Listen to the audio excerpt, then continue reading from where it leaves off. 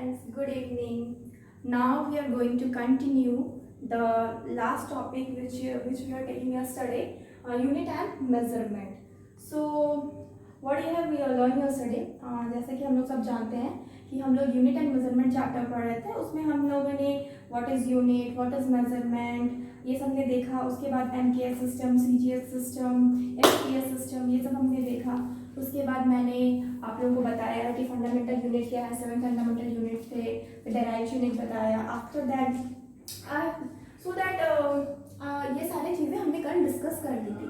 आज हम उसके आगे जाएंगे. आगे का प्रोसीजर आगे कुछ ऐसा है कि मान लीजिए मेरे पास अब मेरे को फंडामेंटल यूनिट मिल गया, अब मेरे पास डेराइव यूनिट मिल गया. अब मेरे को चाहिए क्या, अब हम लोग नॉर्मली जो भी हमको और भी जैसे डेराइव यूनिट चाहिए, ये सारे के जो एग्जाम्पल्स हैं ये डेराइव यूनिट का एग्जाम्पल है. अब मान लीजिए कि मुझे स्पीड निकालनी है.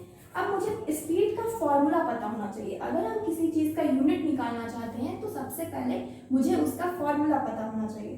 फॉर्मूले के लिए हम लोग क्या करेंगे, नॉर्मली मेरे को मालूम क्या है, ये मेरा डिस्टेंस बाय क्या होता है, टाइम होता है. डिस्टेंस बाय टाइम होता है. अगर मेरे पास डिस्टेंस का यूनिट क्या है, मीटर, टाइम का यूनिट क्या है, सेकेंड. तो हमको पता चल गया कि मेरे स्पीड का यूनिट क्या होगा, मीटर पर सेकेंड. ठीक है. तो स्पीड का यूनिट निकालने के लिए मुझे स्पीड का फॉर्मूला बहुत ज़रूरी है, हमें उसका पता होना चाहिए. जिसका फॉर्मूला पता है हम उसका ऐसा यूनिट बहुत इजी तरीके से निकाल सकते हैं आराम से. नेक्स्ट क्या है, मान लीजिए मुझे वेलोसिटी निकालनी है. अगर मुझे वेलोसिटी निकालनी है तो मुझे पता है कि मेरा वेलोसिटी क्या होता है, displacement upon time. Displacement upon time. तो डिस्प्लेसमेंट का यूनिट हो जाता है क्या, सेम. जो आपका डिस्टेंस का रहता है वही डिस्प्लेसमेंट का रहता है, मीटर. टाइम का यूनिट क्या हो जाएगा आपका, सेकेंड. तो मेरा जो ये वेलोसिटी है, वेलोसिटी क्या हो जाएगा, velocity is equal to metre पर सेकेंड. इसका ये यूनिट है. तो ये नॉर्मली ये चीज आपका फंडामेंटल यूनिट है, ये चीज आपका फंडामेंटल है. लेकिन जब ये कंबाइनली बन रहा है तो ये आपका डेराइव यूनिट हो रहा है. और हम किसी भी फिजिकल क्वांटिटी को निकालने के लिए क्या कर रहे हैं, उसके फॉर्मूले का इस्तेमाल कर रहे हैं. तो बेसिकली ये चीज है. नेक्स्ट अगर मुझे एक्सेलरेशन निकालना है, तो एक्सेलरेशन निकालना है तो मुझे क्या करना होगा, इसका फॉर्मूला को पता करना होगा. फॉर्मूला क्या है, change in velocity with respect to time. अच्छा, ये दोनों का अगर सेम है तो डिफरेंस क्या है. अच्छा, ये चीज बताइए, स्पीड एंड वेलोसिटी दोनों का यूनिट सेम आ रहा है. इसका डिफरेंस बस ये है कि ये डिस्टेंस बाय टाइम होता है. वेलोसिटी का यूनिट क्या होता है, वेलोसिटी का फॉर्मूला क्या होता है, डिस्प्लेसमेंट बाय टाइम होता है. तो डिस्टेंस और डिस्प्लेसमेंट में क्या है, बस इतना कि एक आपका स्केलर क्वांटिटी है, एक आपका वेक्टर क्वांटिटी है. एंड स्केलर वेक्टर हम लोग फर्दर नेक्स्ट चैप्टर में पढ़ेंगे. स्केलर वेक्टर क्या होता है, बस इतना अभी जान लीजिए. बेसिकली क्या है, स्केलर आपका जिसमें आपको जो आपको सिर्फ और सिर्फ मैग्नीट्यूड बताए, आपको डायरेक्शन ना दे. जो भी क्वांटिटी आपको सिर्फ मैग्नीट्यूड बताए, डायरेक्शन ना दे, वो स्केलर के अंदर आ जाता है. और ऐसी कोई भी क्वांटिटी जो आपको मैग्नीट्यूड प्लस डिस्प्लेसमेंट दोनों बताए, वो आपका आ जाता है वेक्टर के अंदर. तो ये मेरा क्या है, वेलोसिटी एक वेक्टर क्वांटिटी हो गई एंड स्पीड मेरा एक स्केलर क्वांटिटी हो जाता है. नेक्स्ट एक्सेलरेशन का मेरा फॉर्मूला सबसे पहले जानना होगा. फॉर्मूला होता है change in velocity with respect to time. Change in velocity पर टाइम. चेंज इन वेलोसिटी, अब मुझे ये वेलोसिटी को चेंज इन वेलोसिटी करना है, तो इसको हमको क्या करना है, इनिशियल वेलोसिटी फाइनल वेलोसिटी दोनों चाहिए. अगर हम इनिशियल वेलोसिटी को v2 और इनिशियल वेलोसिटी को v1 और फाइनल वेलोसिटी को v2 करते हैं तो v2 माइनस v1 यानी कि final minus initial velocity by time हो जाता है. ये मेरा किसका यूनिट हो गया, एक मिनट. ठीक है, यहाँ देखते हैं. यहाँ क्या है, फाइनल वेलोसिटी जिसको हम v2 लिए माइनस v1 जो मेरा इनिशियल वेलोसिटी था अपॉन टाइम. ये मेरा किसका फॉर्मूला हो गया, एक्सेलरेशन का फॉर्मूला हो गया. अब मेरे को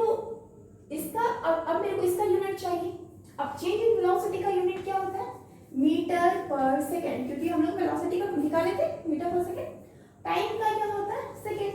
कंबाइन होगा तो क्या हो जाएगा, मीटर पर सेकेंड स्क्वायर, यानी कि एक्सेलरेशन का मेरा यूनिट हो गया मीटर पर सेकेंड स्क्वायर। क्लियर?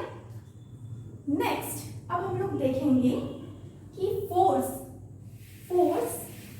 का यूनिट क्या होता है। तो फोर्स का फॉर्मूला क्या है, M A mass into acceleration.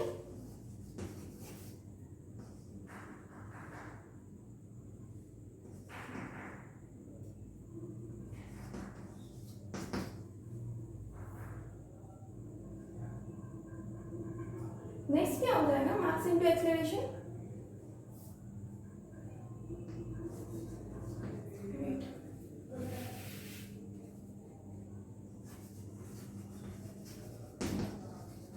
Okay, अब M A mass into acceleration. अब हम लोग का क्या है, मास का यूनिट होता है केजी, एक्सेलरेशन का क्या यूनिट है, मीटर पर सेकेंड स्क्वायर, जैसे कि हम अभी निकाले थे।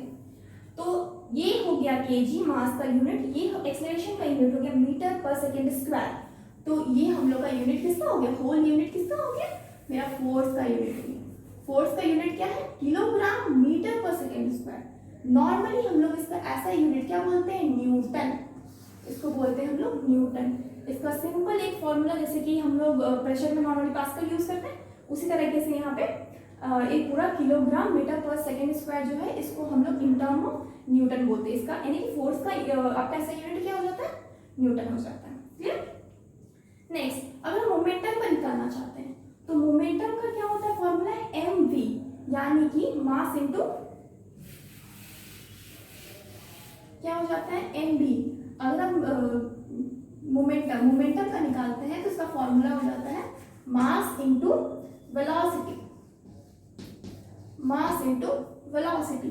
तो मास का यूनिट क्या है आपका, किलोग्राम, वेलोसिटी का यूनिट क्या है आपका, मीटर पर सेकेंड स्क्वायर, मीटर पर सेकेंड स्क्वायर। हाँ, मीटर पर only second, not square, acceleration का स्क्वायर होता है।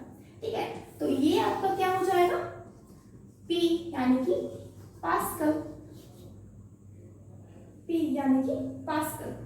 तो इसका मतलब किलोग्राम मीटर पर सेकेंड किसका यूनिट है, मोमेंटम का यूनिट है, और इसको हम लोग इक्वल टू पास्कल बोलते हैं। क्लियर?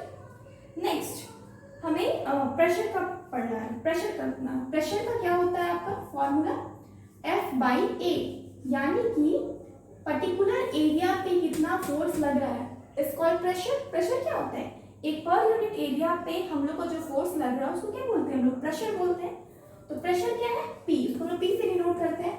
इसका फॉर्मूला क्या होता है, F, यानी कि फोर्स पर एरिया, फोर्स पर एरिया। अब फोर्स का ऐसा यूनिट चाहिए मेरे को, क्या होता है फोर्स, अभी हम बताएं न्यूटन, फोर्स का यूनिट न्यूटन। एरिया का यूनिट क्या होता है, मीटर स्क्वायर, नॉर्मली एरिया को मीटर स्क्वायर लेते हैं।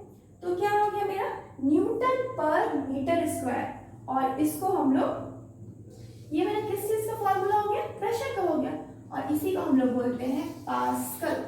क्लियर? इसको हम लोग क्या बोलते हैं, पास्कल। नेक्स्ट प्रेशर कंप्लीट होने के बाद हमें अब पढ़ना है, तो इसी तरीके के कुछ फॉर्मूलेज हैं। मतलब मुझे हर चीज को पता करने के लिए, कोई भी आप दुनिया की फिजिकल क्वांटिटी को ले, आपको क्या चाहिए, आपको उसका फॉर्मूला पता होना चाहिए, तब जाके यूनिट बनता। तो आप देख रहे हैं जितना भी मेरा वेक्टर डेराइव्ड यूनिट का आपका यूनिट जो निकला, वो सारे के सारे हमने फंडामेंटल यूनिट में ऑलरेडी पढ़ चुके हैं। नेक्स्ट ये चीज कंप्लीट होने के बाद नेक्स्ट है आपका, अब आपको पता है यूनिट ऑफ टाइम। अब आपको पता है, अब मान लीजिए सेकंड है, एमकेएफ में भी हम लोग टाइम का यूनिट सेकंड लिए, एफपीएस में भी टाइम का यूनिट सेकंड लिए, हम लोग का उसका सीजीएस उसमें भी हम लोग टाइम का यूनिट सेकंड लिए। अब हम लोग हर बार क्या कर रहे हैं, टाइम का यूनिट सेकंड ले रहे हैं, और हम लोग ऐसा यूनिट भी इसका क्या होता है, सेकंड होता है आपका टाइम का। लेकिन क्या ये पॉसिबल है कि एक छोटा सा, ये सेकंड क्या होता है, fraction of second. Normally second क्या होता है, नॉर्मली टाइम का एकदम छोटा सा यूनिट, यानी कि सबसे छोटा यूनिट जिसको बोलते हैं उसको हम बोलते हैं सेकंड। तो ये जो सेकंड है, इसको हम लोग कब तक नाप सकते हैं, कितना दिन इसको चलाएंगे आगे तक, प्रॉब्लम ये होता है कि जब हमें लॉन्ग मतलब मान लीजिए 1 ईयर का निकालना है, चलिए हम बता देंगे, अगर आपको बोलेंगे कि 60 मिनट में सेकेंड निकालिए, फटाफट निकाल लेंगे। 36 सेकेंड होता है आपका 1 आवर में, 3600 सेकेंड होता है आपका 1 आवर में। लेकिन क्या ये पॉसिबल है कि हम 1 ईयर का भी सेकेंड में निकालें? मतलब कितना सारा जीरोज हो जाएंगे, कितना लंबा वैल्यू हो जाएगा। तो क्या ये पॉसिबल है कि हम जितना भी बड़ा यूनिट है उसको हम लोग सेकेंड से डिनोट करें? No, it is not possible. So इसीलिए प्रॉब्लम अब ये हुआ कि इस सेकेंड को हमें रिमूव करिए, मतलब जितने भी बड़े बड़े सेकेंड के मतलब टाइम के आपके यूनिट है उसके लिए अलग अलग यूनिट बनाया जाए, या अलग अलग आपका यूनिट ऑफ टाइम बनाया जाए, मतलब अलग अलग यूनिट बनाया जाए टाइम का, ताकि प्रॉब्लम हम लोग का जो प्रॉब्लम है, हम अगर लंबा लंबा ड्यूरेशन का लेना चाहिए, बड़े बड़े टाइम्स का लेना चाहते हैं, for 1 year, for 10 years, for 20 years, 40 years, तो उसको हम आराम से निकाल सकते हैं। ठीक है, तो सबसे पहले हम लोग यहाँ पे देखेंगे unit of time. Unit of time में सबसे पहला छोटा है जो होता है वो होता है सेकेंड, 1 सेकेंड। ठीक है, ये सबसे छोटा होता है। आफ्टर दैट मिनट आता है। 1 मिनट में कितना सेकेंड हो जाएगा? 60 सेकेंड। अगर हम लोग को बोला जाए 2 मिनट में आपको सेकेंड निकालिए, तो हम लोग फटाफट निकाल दिए। 2 मिनट का सेकेंड कैसे निकालेंगे? 2 × 60 = 120 सेकेंड।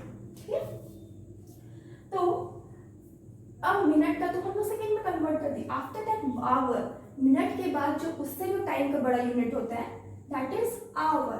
आवर क्या है? इसमें कितने सेकेंड होते हैं? 36 सेकेंड। और हम लोग बोल सकते हैं 1 hour is equal to 60 minute. 60 minute हो गया। अब 60 को अगर सेकेंड में कन्वर्ट करना है तो 60 × 60 ये आपका सेकेंड हो गया, दैट इज 3600 सेकेंड। इस तरह से हम लोग कैलकुलेट कर सकते हैं 30 सेकेंड या सेकेंड निकल गया। अब हमें 1 डे का चाहिए। 1 डे का चाहिए तो हमें पता है ये मेरा 1 आवर का है, तो 1 आवर का जो है उसको हम डे में कितना आवर होता है? 24। इसको हम 24 से मल्टीप्लाई कर देंगे, मेरा निकल जाएगा। 24 × 3600 सेकेंड करेंगे तो क्या निकल जाएगा? हमें सेकेंड में वैल्यू मिल जाएगा कि मतलब हम लोग को 1 डे में कितने सेकेंड होते हैं। क्लियर? उसी तरह अगर 1 ईयर का करना है तो उसमें कितने डेज हो जाएंगे? 365। तो हम इससे मल्टीप्लाई कर देंगे 365 को। अगर हम इसमें 365 को मल्टीप्लाई कर देंगे तो हमें पता चल जाएगा 1 ईयर में कितने सेकेंड होते हैं। तो क्या ये पॉसिबल है इतने बड़े बड़े वैल्यूज को मल्टीप्लाई करें उसके बाद निकालें? No, it is not possible. ये पॉसिबल ही नहीं है, कभी भी पॉसिबल नहीं है। तो उसी के लिए हम लोग ने ये बड़े बड़े यूनिट्स को लिया, जैसे कि मिनट हो गया, फिर आवर हो गया, डे हो गया, वीक हो गया, मंथ हो गया, ईयर हो गया, एंड शो ऑन। ना तो जब हम लोग डेज लगे उसके बाद अगर वीक निकालना है तो हमें 7 वीक में क्या होता है? 1 वीक में आपका 7 डेज हो जाएगा। मंथ में क्या होगा? 1 मंथ में आपका 30 और 31 डेज रहता है। अगर ये लीप ईयर है, मतलब अगर ये फरवरी 28 डेज का होगा, नॉर्मली 28 डेज का ओनली फरवरी होता है, मतलब 1 मंथ में हम लोग को 30 डेज या फिर 31 डेज रहेगा। अगर फरवरी आ जाती है तो 28 डेज या फिर 29 डेज का होगा। Next 1 year. 1 ईयर क्या है? 1 ईयर में 365 डेज होता है नॉर्मली। 365 डेज होता है नॉर्मली, लेकिन अगर वो लीप ईयर में कन्वर्ट हो जाए तो 366 डेज होता है, 1 डे बढ़ जाता है। ठीक, एक्चुअली 1 ईयर में 3 एंड इतना ये हाफ डे होता है। एक्चुअली ये 0.4 हो जाता है, 1/4 पार्ट, मतलब 6 आवर्स होता है। 365 डेज एंड 6 आवर्स होता है। तो क्या होता है कि फोर्थ ईयर, हर फोर्थ ईयर में क्या होगा? साइकिल आपका चेंज होगा। देखिए यहाँ समझाते हैं। 1 ईयर में हम बताएं कि ये 365 डेज एंड 365 डेज आप इसमें ऐड कर दीजिए 1/4 डे को, यानी कि 6 आवर को। 1/4 डेज व्हाट? 6 आवर। जब ये 6 आवर बढ़ते जाएगा तो फोर्थ ईयर में क्या हो जाएगा? 24 आवर हो जाएगा। 4 से मल्टीप्लाई करेंगे क्या हो जाएगा? 24 आवर हो जाएगा। और 24 आवर क्या होता है? 1 डे होता है, तो 1 डे बढ़ जाएगा। इसीलिए जब हम लोग फोर्थ ईयर में पहुंचते हैं, first year, second year, third year, fourth year, तो हम लोग का वो लीप ईयर होता है, क्योंकि उसमें ऐड होके 1 डे हम लोग क्या हो जाता है? ऐड हो जाता है। तो हम लोग का डेज कितना होगा? 366 days. I hope you all understanding, these are basic thing but have to know all of you. Clear? Next, अब जिस तरह से टाइम को हमको प्रॉब्लम हुआ कि हमें इतना ज़्यादा मतलब बड़े बड़े यूनिट, टाइम का यूनिट को हम लोग किस तरीके से यहाँ पे मतलब छोटे छोटे हम लोग नंबर्स में हम लोग लेके आ रहे हैं, उसी तरह से डिस्टेंस में भी प्रॉब्लम हुआ। मान लीजिए यहाँ से लेकर अगर हमें चांद तक की दूरी नापनी है या फिर सन तक की दूरी नापनी है या फिर कोई प्लैनेट तक की दूरी नापनी है, तो कैसे मेजर करेंगे? मीटर को ले जाके हम टेप लेके जाएंगे वहां तक, मीटर से मेजर करेंगे? No, it's not possible. हर चीज का सॉल्यूशन निकला है उसके प्रॉब्लम से। उसी तरीके से जब यहाँ पे प्रॉब्लम हुआ कि हम इतने दूरी डिस्टेंस को मेजर नहीं कर सक रहे हैं, इनफैक्ट हम किलोमीटर से भी नहीं मेजर कर सकते हैं, तो उसके लिए हमें लार्ज यूनिट्स निकालने पड़े। यानी कि हमें नेक्स्ट टॉपिक जो पढ़ना है वो है unit of large distance. Unit of large distance.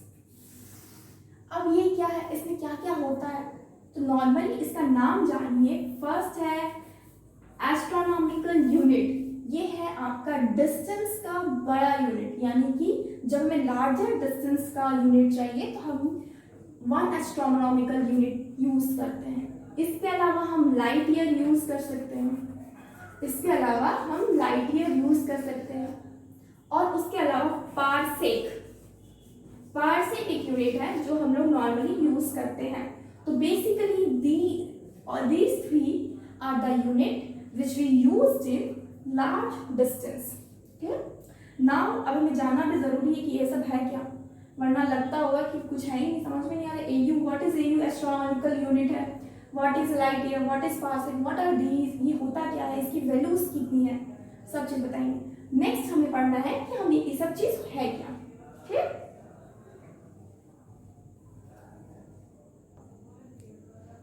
Here is one astronomical unit.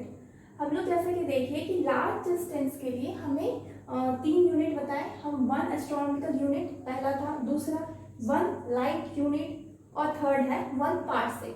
तो सबसे पहले हम जानेंगे कि 1 एस्ट्रोनॉमिकल यूनिट होता क्या है। 1 AU नॉर्मली लिखते हैं। तो 1 AU is equal to the mean of distance between the earth and the sun. Earth और सन, मान लीजिए ये सन है, ये अर्थ है जहाँ पे हम लोग बैठे हुए हैं, नॉर्मली आप लोग बैठे हुए हैं, तो ये अर्थ है।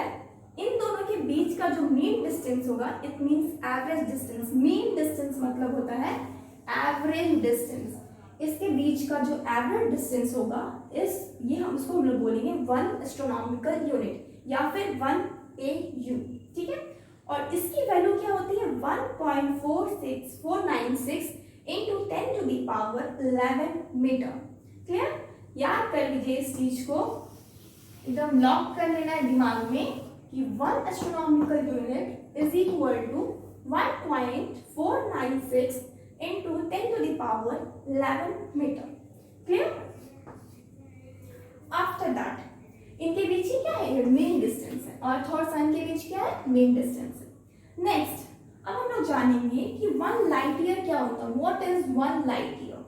1 light year. A light year is the distance traveled by light in vacuum in 1 year. That is 1 light year.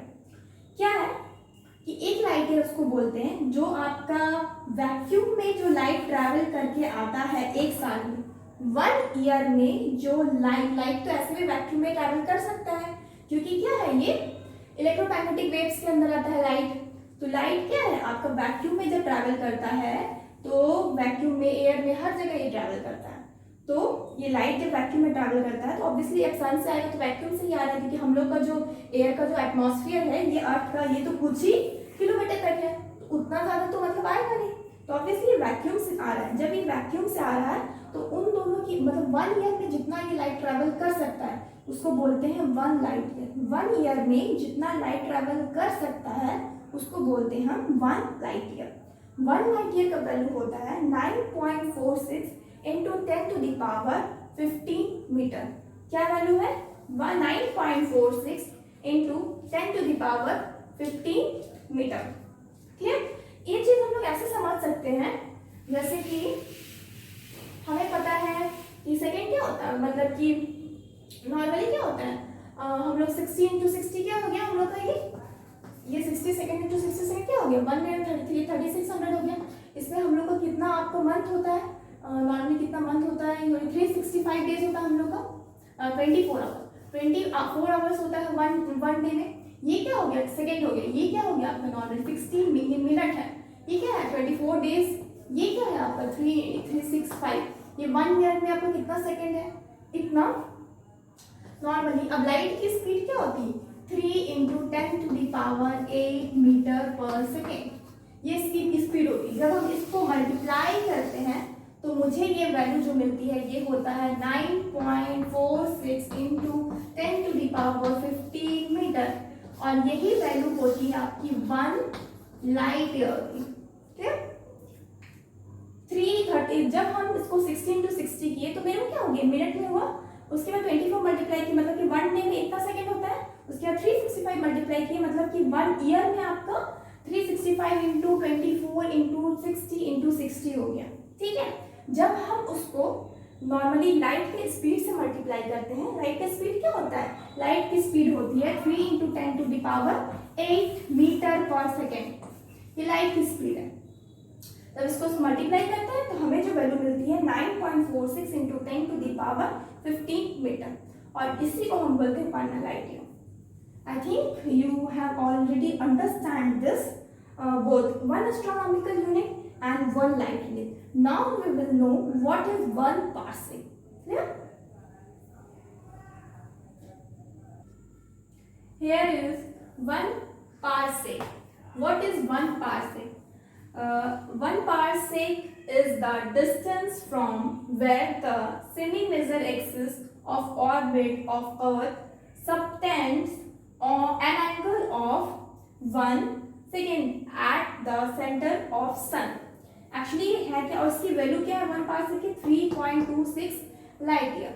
Actually होता क्या है, मान लीजिए कि यहाँ पे क्या है आपका सन है, ये सन है, ये ऐसे नहीं दिखाते स्मॉल, ये सन है, और यहाँ पे क्या है अर्थ है, ये इसके ऑर्बिट पे क्या लग रहा है पूरा तरह से चक्कर लगा रहा है, ये उसके ऑर्बिट पे रिवॉल्यूशन कर रहा है अर्थ पूरे तरह से चारों तरफ से सन का।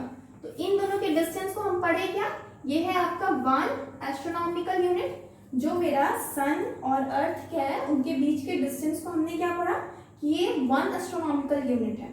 तो इसमें से अगर हम इसके एक्सिस ड्रॉ करते हैं, एक लाइन खींचते हैं और ये लाइन को हम इधर मतलब कि एक आपका सन से और एक आपका अर्थ से, दिस इज अर्थ, तो सन और अर्थ से जो लाइन खींचा हुआ है वो जिस पॉइंट पे मिलेगा और वो वहां का एंगल अगर मेरा 1 सेकेंड का हो रहा है तो मैं इस डिस्टेंस को बोलूंगी 1 पार्सेक। क्लियर?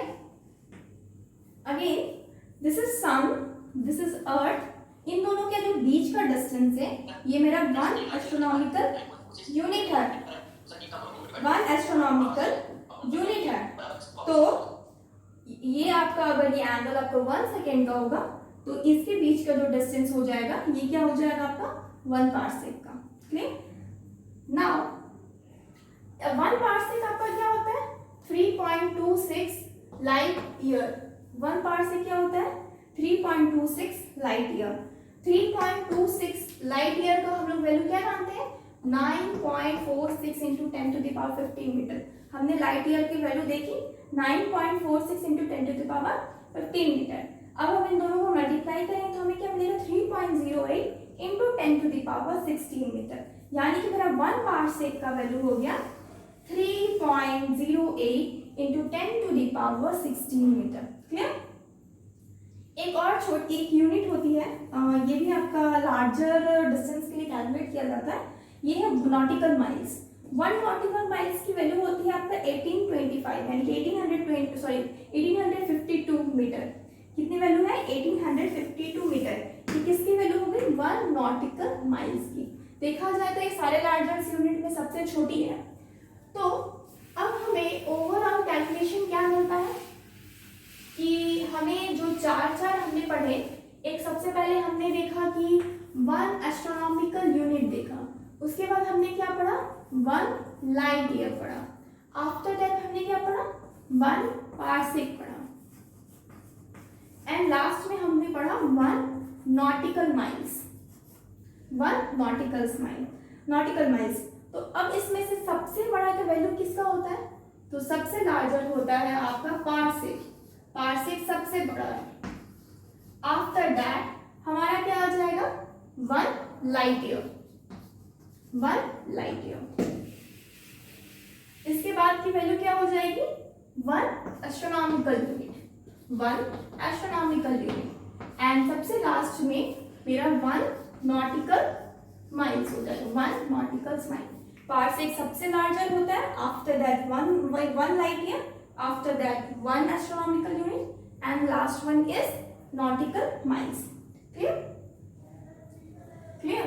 नेक्स्ट अब हम लोग पढ़ेंगे, ये तो हम लोग लार्जर डिस्टेंस के लिए पढ़े, अब हम जो पढ़ेंगे वो स्मॉलर डिस्टेंस के लिए रहेगा। अब जो हम पढ़ेंगे वो स्मॉलर डिस्टेंस के लिए रहेगा। यूनिट फॉर एस्ट्रोनॉमी, जिस तरह से हमें लार्जर में क्या होता है प्रॉब्लम होता है, उसी तरह अगर स्मॉलेस्ट रहेगा कोई चीज, मान लीजिए किसी न्यूक्लियस का मुझे रेडियस निकालना, तो कितना छोटा होता है, तो हम उसे 0.0001 पे लिखेंगे, तो उसके लिए भी तो मुझे इतना लंबा लिखना पड़ेगा, तो उस डिस्टेंस को भी तो मुझे कम करना है ना, तो उसके लिए स्मॉलर यूनिट भी होती है जो मुझे डिस्टेंस की मिलती है, जिसे अब हम डिस्कस करेंगे।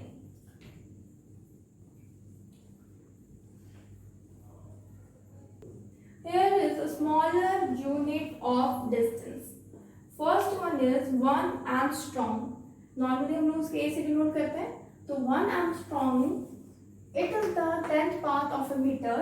It is expressed by the symbol that is 1 angstrom is equal to 10 to the power minus 10 metre.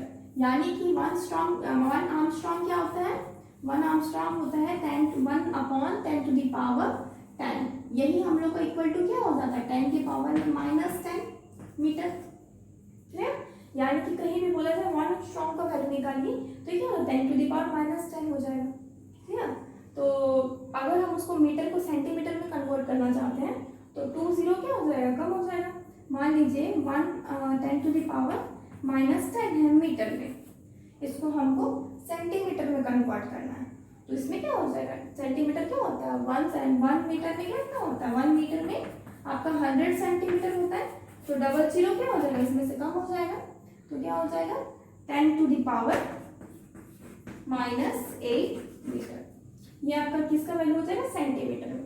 और वही हम नैनोमीटर में निकालना चाहें तो नैनोमीटर तो मेरे को पता है 10 टू द पावर क्या होता है? -9। 10 to the power -9 metre is what? is equal to 1 nanometre. तो अगर हम नैनोमीटर में निकालना चाहें तो क्या हो जाएगा आपका? अगर 10 to the power -10 मीटर है, उसको हम अगर 9 नैनोमीटर में करेंगे, यानी कि हम 9 आपका सब्ट्रैक्ट कर दे तो क्या बचेगा? 10 के पावर में -1 नैनोमीटर, यानी कि 1/10 नैनोमीटर, 1/10 नैनोमीटर। ये क्या हो गया? ये 1 एंगस्ट्रॉम को अगर हम नैनोमीटर में निकालें।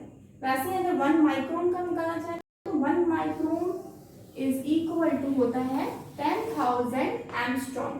1 माइक्रोन क्या है? ये है आपका 10,000 एंगस्ट्रॉम। और अगर 1 नैनोमीटर का निकालना चाहे तो 1 nanometre is equal to 10 angstrom. 1 nanometre is equal to 10 angstrom. ठीक है? आफ्टर दैट जो सेकेंड मेरा होता है वैल्यू, सेकेंड मेरा जो यूनिट है वो है फर्मी। फर्मी ये क्या है? It is the 10 to the power -15 part of a metre, that is 1 fermi is equal to 10 to the power -15।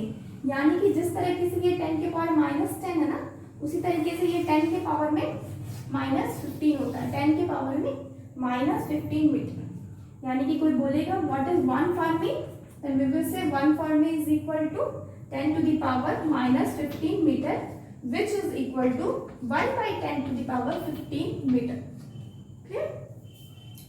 Now we will know something about, ये तो सारा जितना भी हम एक्सप्लेन किए ये सारा जो डिस्टेंस का था। Now we will explain about मास। अब मास में भी कुछ ऐसे होंगे जो लार्जर मासेस को लेकर के या फिर स्मॉलर मासेस को लेकर के अलग अलग यूनिट होता होगा, तो उसको हम बोलेंगे, उसको हम क्या बोलेंगे? Here we will study about unit of mass. What is unit of mass? अब हमें जिस तरह से हम लोग आपका लाइट का डिस्टेंस का निकाले, डिस्टेंस का जिस तरीके से हम लोग यूनिट निकालें, चाहे वो स्मॉलर डिस्टेंस हो या लार्जर डिस्टेंस हो, उसी तरीके से जब हम मास का यूनिट निकालते हैं तो इसमें भी कुछ वेरियस आपके यूनिट्स होते हैं, काफ़ी यूनिट्स होते हैं, कुछ लार्जर होगा, कुछ स्मॉलर होगा। तो उसमें से सबसे पहले है 1 आउंस। 1 आउंस क्या होता है?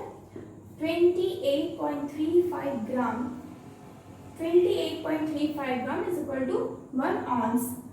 और 1 पाउंड क्या होता है? 1 pound is 16 ounce is equal to 453.25 gram. 1 kg is equal to what? 1000 gram is equal to 2.205 pound. Similarly, 1 quintal is equal to 100 kilogram. 1 metric ton is equal to 1000 gram. Next, 1 gram is equal to 1 by 10 to the power 3 kilogram or 10 to the power minus 3 kilogram. And when we convert gram को जब हम milligram में लिखते हैं तो 1 milligram is equal to 1 milligram को जब हम किलोग्राम में लिखते हैं तो 1 milligram is equal to 1/10 to the power 6 kilogram is equal to 10 to the power minus 6 kilogram. 1 milligram is equal to 10 to the power minus 3 gram. It means जब gram से हम मिलीग्राम में जाते हैं, जब हम मिलीग्राम से ग्राम में जाते हैं तो हमें 1000 का इंक्रीमेंट हो जाता है। सिमिलरली जब हम ग्राम से किलोग्राम में जाते हैं तो अगेन हमें 1000 मल्टीप्लाई करना पड़ता है। इट मीन्स 1000 जब मेरे पास ग्राम रहेगा तो ये मेरा 1 किलोग्राम हुआ। 1000 जब ग्राम रहेगा तो 1 किलोग्राम हुआ। और जब ये आपका 1 ग्राम रहेगा तो ये 1000 मिलीग्राम होता है। Clear? Next, these all are what? These all are आपका ये क्या है? नॉर्मली 1 ऑन्स जो है इसमें इतना ग्राम रहता है, ठीक है, 28.35। तो ये क्या है? नॉर्मली आपका स्मॉलर यूनिट के लिए ये बहुत बड़ा यूनिट नहीं है, नॉर्मली 28.35 ग्राम। 1 पाउंड क्या है? 16 ऑन्स यानी कि 453.52 ग्राम। इट मीन्स ये आपका लार्जर मास के लिए है, ये आपका लार्जर मास के लिए है। 1 किलोग्राम इज इक्वल टू 1000 ग्राम। ये भी आपका लार्जर मास के लिए 1 किलो, 2 किलो, 3 किलो, 4 किलो, ये क्या है? लार्जर मास के लिए नॉर्मली। और इसमें आ जाता है आपका 2.205 पाउंड। नेक्स्ट क्या है? 1 quintal is equal to 100 kilogram. ये भी आपका क्या है? लार्जर अमाउंट के लिए। These all are larger for larger amount. 1 metric ton is what? 1 metric ton is equal to 1000 kilogram. This is also for larger masses. 1 gram is equal to 1/10 to the power 3 kilogram, which is equal to 10 to the power minus 3 kilogram. 1 milligram is equal to, ये भी क्या? Milligram is what? For smaller masses. Kilogram is what? Normally it's middle. आपको बहुत बड़ा भी नहीं है, बहुत छोटा भी नहीं है, तो it's middle masses के लिए, ठीक है। उसके बाद एट लास्ट जब हम AMU को लेते हैं तो AMU को जब ले रहे हैं तो ये मेरा बहुत छोटा एकदम काफी छोटा मासेस के लिए है। U इज इक्वल टू, हम इसको AMU बोलते हैं 1.66 into 10 to the power minus 27 kilogram. ये होगा क्या? यानी कि 1.66 upon 10 to the power 27 kilogram. This is the value. और ये आपका बहुत ज्यादा स्मॉलर यूनिट के लिए, आफ्टर दैट जब हम लोग इसको हम लोग 1 AMU क्या हो जाता है? इसका डेफिनेशन है 1 AMU और U is 1/12। ये 1/12 mass of 1 carbon minus 12 atom है।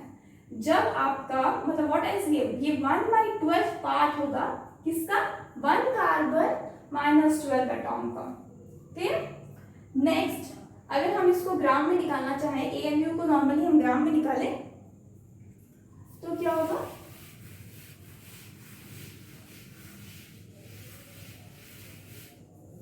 AMU को अगर हम ग्राम में निकालना चाहिए तो हमें सबसे पहले ये मेरा क्या है? 6.02 into 10 to the power 26 atom of carbon minus 12 का अगर हम लेते हैं, ये मेरा 12 kg आ रहा है। तो 1 AMU क्या हो जाएगा आपका 1/12, 1/12 इंटू 12/6, क्योंकि ये -12 है तो ये 12 बाई क्या हो जाएगा 6 इंटू 6.02 इंटू 10⁻26, क्योंकि मेरे पास कितने एटम्स है 6.02 इंटू 10⁻26। तो इसीलिए इस एटम को नॉर्मली हम लोग यहाँ इसके बाई पे रखते हैं। और इसमें कितना है 12 ग्राम ऑफ मासेस, इसलिए नॉर्मली कैलकुलेट करने के बाद हम लोग को AMU मिल गया आपका 1.AMU is equal to 1.66 into 10⁻⁻27 kilogram. This is the very smallest unit, very smallest unit of mass. Now अगर हमें बहुत बड़ा लेना है, काफी बड़ा लेना है हेवनली बॉडीज के लिए, बड़े बड़े बॉडीज को जब हम स्पेस में हम जब मेजर करना चाहते हैं वहां पे, तो हमें किलोग्राम, मिलीग्राम, किलोग्राम या फिर ग्राम, ये क्विंटल, ये सारी चीज नहीं चलेंगे। तो इन सारी चीजों के लिए हमने सोलर मास निकाला। सोलर मास का वैल्यू क्या हो जाता है solar mass, what is solar mass? Solar mass is equal to 2 into 10⁻30 kilogram, 2 into 10⁻30 kilogram. ये इतना ज्यादा रहता है, मतलब 1 किलोग्राम कितना ज्यादा होता है, यहाँ पे 2 इंटू 10⁻30 किलोग्राम है। This is for heavenly bodies, जो हम लोग बहुत बड़े बड़े एस्ट्रोनॉमिकल बॉडीज को यूज करते हैं, मतलब सॉरी उसको मेजर करने चाहिए, तब ये सारी चीजें आती हैं। Clear? I think this is okay. एक चीज हम क्लियर करना चाहेंगे, अगर हमको बोला जाए 2 किलोग्राम को हम अगर बोला जाए ग्राम में बदलिए, तो हम क्या करेंगे नॉर्मली 2 किलोग्राम को मल्टीप्लाई कर देते हैं 1000 से, तब हमें ग्राम में मिल जाता है। क्योंकि रीजन इसका ये रहता है कि 1 किलोग्राम क्या है मेरा, ये आपका न्यूमेरिकल नॉर्मली अगर इसके ऊपर आएगा तो ये आपका नॉर्मली इसी तरह से आएगा, तो 1 किलोग्राम क्या हो जाएगा 1000 ग्राम होता है। इसीलिए जब हम 2 किलोग्राम को निकालना चाहते हैं तो हमको 2 मल्टीप्लाई करना पड़ेगा, उसी तरीके से जो भी वैल्यू हमको निकालना होगा उसको मल्टीप्लाई करना होगा। लेकिन अगर हम 2 किलोग्राम को बोला जाए कि हमें आप मिलीग्राम में निकाल के दिखाइए, मिलीग्राम में निकाल के दिखाइए, तो मिलीग्राम में निकाल के दिखाएंगे तो क्या हो जाएगा, ये 2 किलोग्राम आपका 2 इंटू 10,000 के जगह पे 6 जीरो लग जाएगा, 1 2 3 4 5 6, और ये आपका मिलीग्राम हो जाएगा। क्लियर? इसका मतलब इसको हम लोग ऐसे भी लिख सकते हैं 2 into 10⁻6 milligram, 2 into 10⁻6 milligram. Clear? तो इस तरह से हम यूनिट को चेंज करते हैं, और इसकी एक टेबल होती है एक्चुअली। एक होता है मिली, फिर सेंटीमीटर, मिलीमीटर, मिली, फिर सेंटी, फिर डेसी, मिली, सेंटी, डेसी, फिर मीटर, फिर Deka, hecto and kilometre. Kilo normally kilo लिखते हैं। जब हम मिली से सेंटी में जाते हैं, तो हमको सेंटी से जब हम मिली में जाएंगे, मिलीमीटर में, तो हम इसको मल्टीप्लाई करेंगे 10 से। जब हम डेसी से फिर सेंटी में जाएंगे तो इसको हम मल्टीप्लाई करेंगे अगेन 10 से। जब हम मीटर से डेसी में जाएंगे तो अगेन हम मल्टीप्लाई करेंगे 10 से। जब हम डेका से मीटर में जाएंगे तो अगेन हम मल्टीप्लाई करेंगे 10 से। जब हम हेक्टो से डेका में जाएंगे तो अगेन हम मल्टीप्लाई करेंगे 10 से। जब हम किलो से हेक्टो में जाएंगे तो हम अगेन मल्टीप्लाई करेंगे 10 से। सिमिलरली मतलब इसका मतलब क्या हुआ कि हम जितना भी ऊपर चढ़ते जा रहे हैं, जिसको भी हम मल्टीप्लाई कर रहे हैं वो मेरा क्या 10 से मल्टीप्लाई हो रहा है। जैसे हम किलो को हम यहाँ पे मीटर में बदले, किलोमीटर को अगर हम मीटर में बदलना चाहते हैं तो हम क्या करेंगे नॉर्मली आपका इंटू कर देंगे 1000 से, क्योंकि क्या है मेरा 3 स्टेप है, 1 2 3, तो क्या है मेरा 3 स्टेप है, तो जितने स्टेप्स रहेंगे उतना आपको जीरोस पुट करना है। सिमिलरली अगर आप अपने मिली से सेंटी में आते हैं तो आपको डिवाइड करना है 10 से। सेंटी से जब डेसी में जाते हैं तो आपको डिवाइड करना है अगेन 10 से। डेसी से जब मीटर में जाते हैं तो अगेन डिवाइड करना है 10 से। जब मीटर से डेका में जाएंगे तो अगेन डिवाइड करेंगे 10 से। सिमिलरली जब इसी तरह से अगर आप नीचे बढ़ते जाएंगे तो इसका मतलब हमें डिवाइड करना होगा। एक चीज जैसे कि